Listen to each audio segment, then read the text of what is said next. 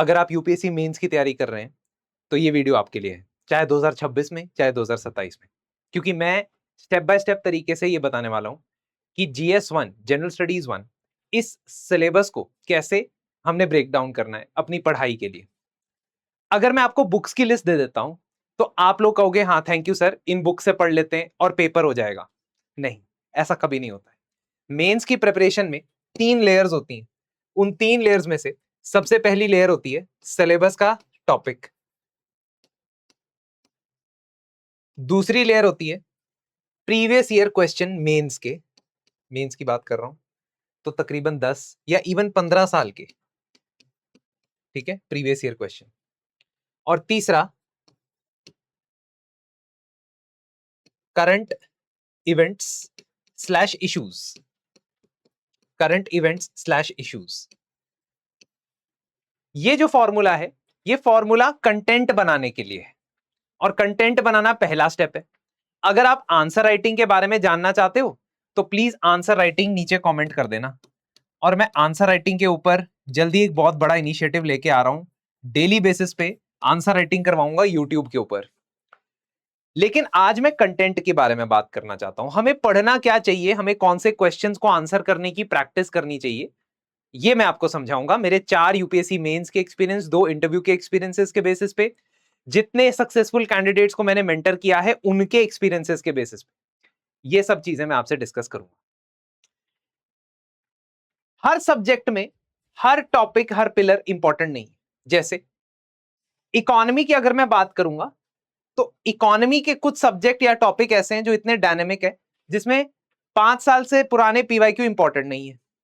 Similarly IR international relations में इतना dynamism होता है कि 10 साल से पुराने तो क्या 5 साल से पुराने पीवाईक्यू भी ज्यादा इंपॉर्टेंट नहीं है।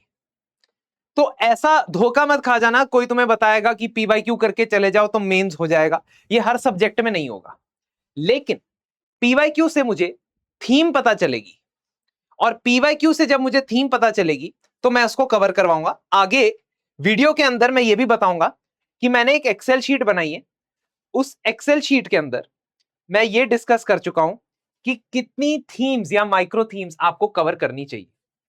सो you will see that I have prepared an excel sheet, और इस एक्सेल शीट के अंदर, इस एक्सेल शीट के अंदर पिछले 10 सालों में मेंस के कौन से क्वेश्चन आए हैं, कितनी बार पूछे गए हैं, वो टॉपिक्स की लिस्ट है। ये मैं आपको डिस्कस करके बताऊंगा, जो आप मेरे टेलीग्राम चैनल से भी देख सकते हो। So I will share my Telegram channel also, and if you stay till the end I will tell you कि मेरे टेलीग्राम चैनल से आप उसे कैसे डाउनलोड कर सकते हो, एक्सेल शीट सिंपली। ठीक है, नाउ सबसे पहला काम होता है सिलेबस के टॉपिक्स देखना। तो GS1 जीएस का पार्ट है, जीएस 1000 नंबर का पार्ट है, 1000 नंबर का आता है, जिसमें से 250 नंबर GS1 के हैं। GS1 के पहले टॉपिक में सिलेबस, पीवाईक्यू, करंट अफेयर की 3 लेयर हमने करनी। लेकिन GS1 में 3 सब्जेक्ट आते हैं। कौन से सब्जेक्ट? एक तो आता है हिस्ट्री, एक तो आता है हिस्ट्री आर्ट एंड कल्चर, दूसरा आता है social issues and Indian society, और तीसरा आता है ज्योग्राफी। करंट अफेयर्स का कंटेक्स्ट इनमें थोड़ा सा ज्यादा चाहिए, थोड़ा सा ज्यादा चाहिए, इसमें थोड़ा कम भी चलेगा। मतलब अगर हम 1 साल के 1.5 साल के करंट अफेयर नहीं भी फॉलो कर रहे हैं इसमें, तो मेंस के पर्सपेक्टिव से ज्यादा प्रॉब्लम नहीं आएगी। लेकिन अगर यहां पे हम फॉलो नहीं कर रहे, कुड बी अ प्रॉब्लम। लेकिन करंट अफेयर्स का एलिमेंट कम होता है मेंस में। आई एम नॉट सेइंग कि इस बार नहीं बढ़ेगा, 2026 में दोगे पेपर मेंस का या 27 में दोगे, मैं ये नहीं कह रहा कि ये बढ़ेगा नहीं, मैं ये कह रहा हूं कि कम होता है। इस बात को ध्यान रखिए, मैं अपने एक्सपीरियंस से बता रहा हूं और सक्सेसफुल कैंडिडेट्स के एक्सपीरियंस से बता रहा हूं। जनरल स्टडीज पेपर 1 में जो हिस्ट्री का टॉपिक है, उसके सिलेबस में हमें इतने सारे टॉपिक देखने को मिलते हैं। अब इन टॉपिक्स को आप स्पेसिफिक या जेनेरिक में डिवाइड कर सकते हो। तो जब आप तैयारी करोगे आपको यह पता है कि इनमें से कुछ स्पेसिफिक टॉपिक है, लेकिन सिलेबस में हिस्ट्री में से ज्यादा स्पेसिफिक टॉपिक निकल के नहीं आते, क्योंकि जब ये बात करता है Indian culture, salient art forms, है ना, उसमें लिटरेचर और आर्किटेक्चर को छोड़ के आपको पता नहीं है कि वो कौन सी आर्ट फॉर्म पूछेगा, उसके लिए मुझे पीवाईक्यू में जाना पड़ेगा, जो मेरा दूसरा कदम है। मैं जाऊंगा, मैं दिखाऊंगा ये चीज। फिर उसके बाद मॉडर्न इंडियन हिस्ट्री में 18वीं शताब्दी 18 सेंचुरी से लेकर मॉडर्न हिस्ट्री में क्या क्या हुआ, मुझे कैसे पता? सिग्निफिकेंट इवेंट, पर्सनालिटी इश्यूज बहुत सारे हैं, कितने कवर करूं, किस एक्सटेंट तक कवर करूं, नो आइडिया। फ्रीडम स्ट्रगल, उसके स्टेजेस, इसको मैं स्टेजेस तो पढ़ सकता हूं क्योंकि मुझे ये एग्जैक्टली पता होता है कि फर्स्ट वॉर ऑफ इंडिपेंडेंस कब हुआ, मॉडरेट नेशनलिज्म कब आया, रेवोल्यूशनरी नेशनलिज्म कब आया, गांधीयन मूवमेंट कब आया, पोस्ट गांधीयन स्ट्रगल कब हुआ, ये सारा मैं पढ़ता हूं। तो ये तो फिर भी फाइनाइट है, लेकिन अपने आप में बहुत ब्रॉड है। Post independence consolidation and reorganisation is also a broad topic. World history is a broad topic with specific indications कि इंडस्ट्रियल रेवोल्यूशन पढ़ लो, वर्ल्ड वॉर पढ़ लो, नेशनलिज्म पढ़ लो, कॉलोनाइजेशन डीकॉलोनाइजेशन पढ़ लो, लेकिन अंततः ये भी ultimately it also becomes a very broad topic. तो हिस्ट्री में बहुत कम स्पेसिफिक टॉपिक होते हैं, इसलिए हिस्ट्री में हमें बहुत ही जल्द दूसरे पिलर पे जंप करना पड़ता है, and that is the previous year question. Now let me show you कि किस तरीके से हिस्ट्री में पास्ट में सवाल पूछे गए हैं। दोबारा बता रहा हूं, अगर आपने ये एक्सेल शीट डाउनलोड करनी है तो इस एक्सेल शीट में मैंने 250 के आसपास माइक्रो टॉपिक्स कवर किए हैं जिनको आपको तैयार करना है। So now if I talk about, I hope आपको ये दिख रहा होगा, जो भी क्वेश्चन पूछे गए हैं उसको पहले हिस्ट्री, मॉडर्न हिस्ट्री और सब थीम में डिवाइड किया गया है। तो अगर पर्सनालिटीज की बात करें तो महात्मा गांधी से रिलेटेड कई क्वेश्चन आए, उनका कंपैरिजन बाकी पर्सनालिटीज से, उनका रोल फ्रीडम स्ट्रगल के अंदर। तो ऑफ कोर्स महात्मा गांधी से हमेशा एक्सपेक्टेड होता है एक सवाल, इवन एस्से के अंदर हमेशा एक्सपेक्टेड होता है। तो वो टॉप लेवल पर्सनालिटी है जिनके बारे में तैयारी करनी। फिर उसके बाद अंबेडकर जी, सुभाष चंद्र बोस, 2025 में ज्योतिराव फुले, 2024 में रविंद्रनाथ टैगोर, 23 में रविंद्रनाथ टैगोर, इस तरीके के आपको एनालिसिस करके दिया हुआ है मैंने। तो आपको क्या करना है, बस टेलीग्राम चैनल पे जाना है। मेरे टेलीग्राम चैनल का नाम है RAINAHAINA, रहना है ना, RAINAHAINA 05। इस पे जाएंगे तो ये एनालिसिस आपको मिल जाएगा, ये एनालिसिस आपको मिलेगा, और I am going to get you prepared for 2026-2027 mains, don't worry, है ना, स्टे विद मी। तो famines, handicrafts, economic policies of British. तो अब हमारा थीम बदल गया। थीम क्या है? British policies. तो मेरे को ना कॉन्टूर मिल रहा है, कॉन्टूर मतलब बाउंड्री मिल रही है कि कितने सिलेबस के ऊपर मैं फोकस करूं, क्योंकि सिलेबस पढ़ के तो मुझे कॉन्टूर नहीं मिल रहा था, पूरी हिस्ट्री बोली जा रही थी मुझे पढ़ने के लिए। अब मैं ब्रिटिश पॉलिसीज पढ़ूंगा। अब मान लो इकोनॉमिक पॉलिसी पे सवाल आया, ठीक है, दोबारा से कॉटेज इंडस्ट्री पे सवाल आया, ब्रिटिश इंडेंचर्ड लेबर को भारत से बाहर क्यों ले जाते थे, इस पे सवाल आया, ब्रिटिश मिलिट्री में कैसे ऊपर थे, British government of India act से क्या करते थे। तो मुझे कॉन्टूर्स मिल गए किन पे सवाल पूछे जा सकते हैं। अब अगली बार हो सकता है कि ब्रिटिश सिविल सर्विसेज या पुलिस सिस्टम पे मेरे पे सवाल पूछा जाए। तो अब मैं प्रिडिक्ट करने नहीं बैठूंगा, लेकिन मेरा पहला काम यह होगा कि मैं इनको तो कवर करूं। इनको कवर करते करते मुझे आंसर राइटिंग और मुझे कंटेंट का आइडिया लग जाएगा कि मुझे क्या क्या कंटेंट कवर करना चाहिए। इसी तरह मॉडर्न हिस्ट्री में socio religious reform movement, peasant और ट्राइबल रिबेलियन, ब्रिटिश कॉन्क्वेस्ट से पहले का समय, गांधीयन फेज में फ्रीडम स्ट्रगल, ये क्या हुआ, ऐसा क्या क्या क्वेश्चन पूछे गए, सारे लिस्ट में दिए हुए, जिससे सिर्फ ये नहीं है कि आपको मैंने पीडीएफ बना के दे दी कि ये लो क्वेश्चंस ये पिछले साल पूछे गए, नहीं, इट इज कवरेज। ये कवरेज बता रहा है कि मैं हिस्ट्री पढ़ रहा हूं। तो आर्किटेक्चर और स्कल्पचर में मैं हड़प्पन आर्किटेक्चर पूछा जा चुका है, रॉक कट आर्किटेक्चर एक बार पूछा जा चुका है, गांधार आर्ट 2 बार पूछा जा चुका है, और चोलास का आर्ट तो 3 बार पूछा जा चुका है। ठीक है, सेपरेट तरीके से मैंने इसको अलाइन किया हुआ है। आपको ये एक्सेल शीट डाउनलोड करके मेरे टेलीग्राम चैनल से मिल जाएगी। Same thing I have done for geography, same thing I have done from social issues. But before I move to social issues and geography, I need to tell you, मुझे आपको ये बताना होगा कि आपको हर टॉपिक में पीवाईक्यू के पीछे नहीं भागना है। हिस्ट्री एक इंपॉर्टेंट इंडिकेटर इसीलिए होता है क्योंकि हिस्ट्री में करंट अफेयर्स थोड़े से कम और आगे फ्यूचर में क्या पूछा जाएगा उसके ऊपर थोड़ा सा ज्यादा अंदेशा पीवाईक्यू से लगाया जा सकता है। लेकिन अगर आप जियोग्राफी पढ़ रहे हैं तो जियोग्राफी के अंदर कई बार आपको करंट अफेयर्स पे नजर बनाए रखनी होती है, बिकॉज करंट अफेयर्स से लिंक किया जा सकता है प्रेजेंट डे क्वेश्चन। दूसरी चीज, मैं आंसर राइटिंग में यह भी सिखाऊंगा कि करंट अफेयर्स को दो तरीके से समझना है।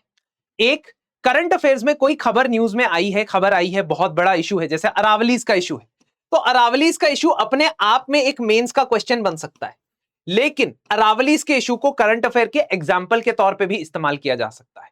So there is a dual purpose of current affairs.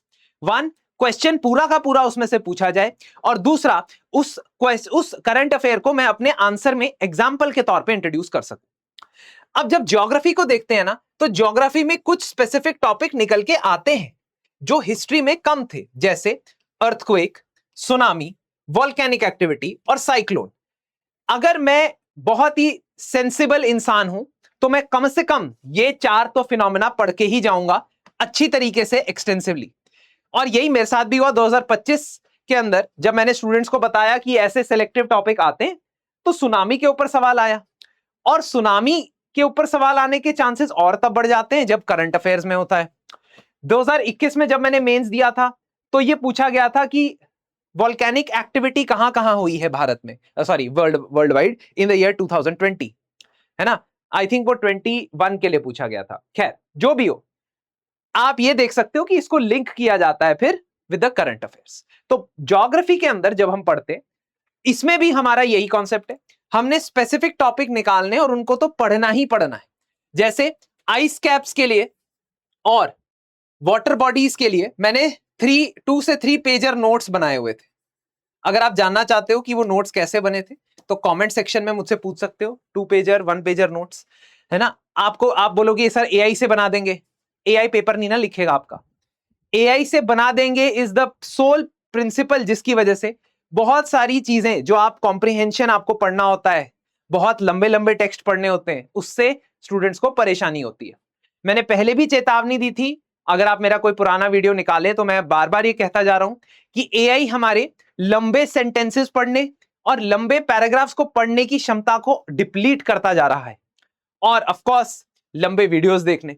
तो मैं इस वीडियो को शॉर्ट ही रखूंगा, ताकि एआई से परेशान जनता ये ना कहे कि सर ये 30 मिनट लगा के आपने क्या बात की है। अब अगर मैं आता हूं उस शीट पे जो मैंने प्रिपेयर की है, तो once again I will tell you कि इसमें भी, ज्योग्राफी के अंदर भी, मैंने इसी तरीके से आपको क्वेश्चंस बताए, क्वेश्चंस जिनके ऊपर आपने काम करना है। तो जैसे ज्योग्राफी में लैंडफॉर्म्स के ऊपर कौन से क्वेश्चन आए हैं, लैंडफॉर्म्स और जियोमॉर्फोलॉजी पे, फोल्ड माउंटेन सिस्टम पे सवाल आया है, और बेसिकली जो आपका प्लेट टेक्टोनिक्स है उस पे सवाल आया है। फ्योर्ड्स की formation, which was a weird question, बहुत टफ क्वेश्चन था, 2023 में मेंस था, मैंने लिखा था, मुझे याद है। प्राइमरी रॉक्स क्या होते हैं, डेजर्टिफिकेशन क्या होता है, ठीक है, टेक्टोनिक मूवमेंट्स पे सवाल, सर्कम पैसिफिक जोन पे सवाल, इंडोनेशियन और फिलीपीन प्लेट पे सवाल, मैंग्रूव्स पे सवाल। तो ये थीम बनती है, थीम बनने के बाद क्वेश्चन सामने सामने आपको नजर आता है। कहने का मतलब है कि मुझे तैयारी करने के लिए इससे स्ट्रक्चर्ड तरीका नहीं मिल सकता, और वो तरीका मैं आपको स्टेप बाय स्टेप गाइड करके बताऊंगा। तो जैसे मैंने आपको बताया, पहली लेयर मेरी है सिलेबस का टॉपिक, दूसरी लेयर है मेरी प्रीवियस ईयर क्वेश्चन, तीसरी लेयर होगी करंट अफेयर्स। तो जब मैं करंट अफेयर्स कवर करूंगा, मान लीजिए आप सेल्फ स्टडी करना चाहते हो, अब आप करंट अफेयर्स जब कवर करोगे तो प्रीलिम्स के माफिक नहीं करना है, प्रीलिम्स की तरह नहीं करना है, और प्रीलिम्स तो अब आपको पता ही है कि एवरीथिंग अंडर द सन के प्रिंसिपल पे चलता है। Mains can not be built on this principle, because you are in control of what you are writing. आप ब्लैंक शीट पे लिखने वाले हो, तो आप कंट्रोल में हो कि आप क्या लिखने वाले हो, आप उसको कितना बेहतर बना सकते हो। इसलिए ज्योग्राफी या एनवायरनमेंट के जो करंट अफेयर्स हैं, वो इस टॉपिक के अंदर आपके काम आने वाले हैं। ऑफ कोर्स उसको इंटीग्रेट करने का तरीका है, उसको इंटीग्रेट करने का तरीका यही है कि आप करंट अफेयर्स के टॉपिक्स की लिस्ट बनाओ, और जो जो इनरेलेवेंट टॉपिक्स में एंटर होते हैं उसके साथ चलो। अगर आप ये सेल्फ स्टडी से करते हो तब तो शायद मुश्किल हो सकता है, और of course it will require effort दोगे तो रिवॉर्ड मिलेगा मेंस के अंदर। लेकिन अगर आप इस एफर्ट को कुछ हद तक आउटसोर्स करना चाहते हो और सिर्फ कंटेंट की टेंशन लिए बिना आंसर राइटिंग की प्रैक्टिस करना चाहते हो, ठीक है, या आपने कंटेंट पढ़ लिया है और उसके बाद आंसर राइटिंग मेरे साथ मेरी निगरानी में मनमीत मैम और मेरी मेंटरशिप में करना चाहते हो तो हमारा मेंस मेंटरशिप प्रोग्राम आप अवेल कर सकते हो। 2026 के लिए भी अवेलेबल है, 27 के लिए भी अवेलेबल है। इसके अलावा आप मेरे टेलीग्राम चैनल पे जुड़ जाओगे मेरे साथ, तो मैं वहां पे डेली आंसर राइटिंग एक एक क्वेश्चन करवाने वाला हूं। बट एक एक क्वेश्चन करवाने और रिगरस इंटेंसिव 2 से 2.5 महीने के अंदर, 3 महीने के अंदर बिल्कुल क्वेश्चंस लिखने, depending upon time limit, time के अंदर अंदर, ये एक अलग मैकेनिज्म। ठीक है, तो चीजें मैं करवाऊंगा, टेलीग्राम पे भी करवा रहा हूं आप लोगों को, और साथ ही साथ यूट्यूब पे भी।